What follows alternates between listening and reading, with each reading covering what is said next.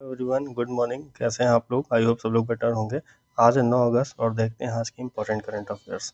तो पहला प्रश्न आपसे पूछ रहे हैं, हाल ही में किसने लोकसभा में वक्फ संशोधन विधेयक 2024 पेश किया है? Recently who has introduce Waqf amendment bill 2024 in Lok Sabha?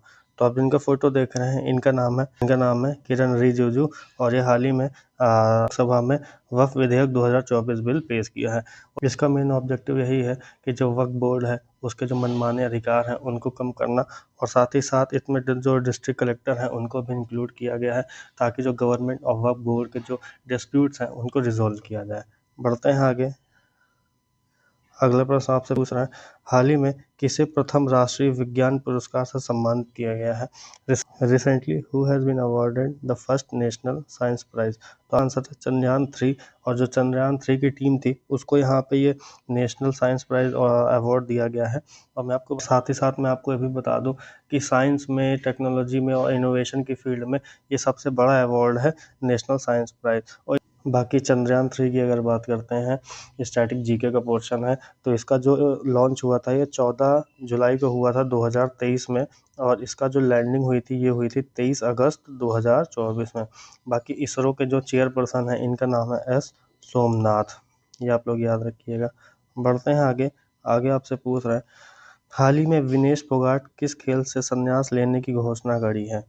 Recently Vinesh Phogat has announced her retirement from which sport? तो आप जिनका फोटो देख रहे हैं ये विनेश फोगाट हैं। इन्होंने हाल ही में पेरिस ओलंपिक से डिस्क्वालीफाई होने के बाद इन्होंने अपना रिटायरमेंट घोषित किया है।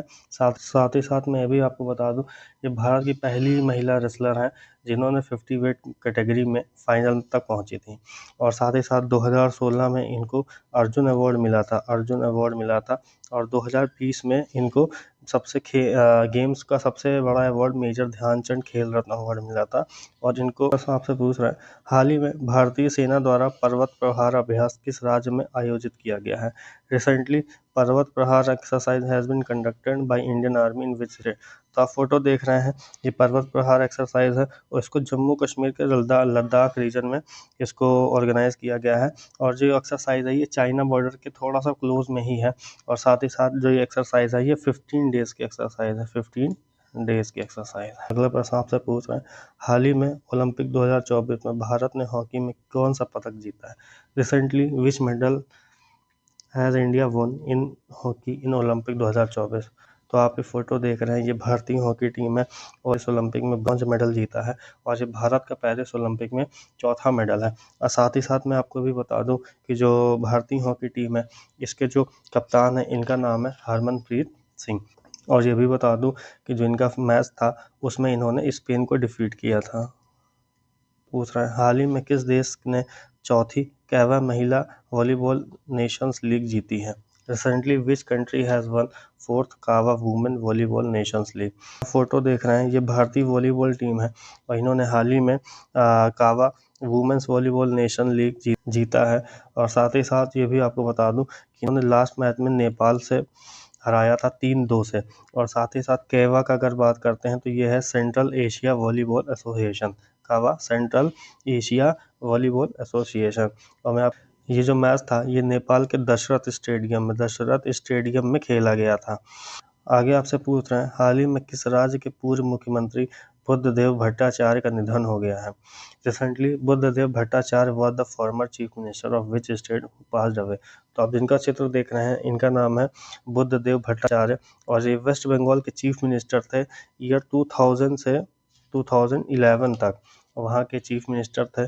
इनका अभी हाल ही में निधन हो गया है। साथ ही साथ मैं आपको ये भी बता दूं कि ईयर 2022 में भारत सरकार द्वारा इनको पद्म भूषण अवार्ड देने की घोषणा भी करी गई थी, लेकिन इन्होंने अवार्ड लेने से मना कर दिया था। और जो बुद्धदेव भट्टाचार्य जी हैं इनको वेस्ट बंगाल के इंडस्ट्रियल रिवॉल्यूशन के लिए जाना जाता है। आगे आपसे पूछ रहे हैं, हाल ही में भारत छोड़ो आंदोलन कब मनाया गया था? Recently when is quit India movement celebrated?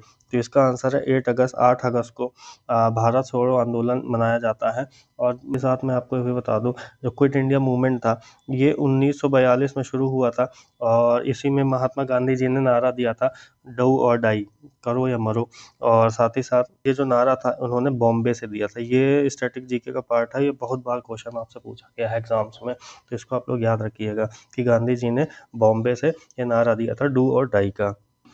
आगे आपसे पूछ रहे हैं, हाल ही में इसरो द्वारा पृथ्वी अवलोकन उपग्रह 8 IOS-8 किस तारीख को लॉन्च किया जाएगा? Recently earth observation satellite 8 will be launched by ISRO on which day? जिसका आंसर है 15 अगस्त। और साथ ही साथ मैं ये भी बता दूं कि जो अर्थ ऑब्जर्वेशन सैटेलाइट है ये इस बार जो लॉन्च करी जाएगी वो है SSLV यानी स्मॉल सैटेलाइट लॉन्च व्हीकल जो है उसके द्वारा इसको लॉन्च किया जाएगा। और जो लॉन्च पैड है वो है आपका श्रीहरिकोटा आंध्र प्रदेश में, जहां पर सतीश धवन स्पेस सेंटर है, वहां से इसको लॉन्च किया जाएगा।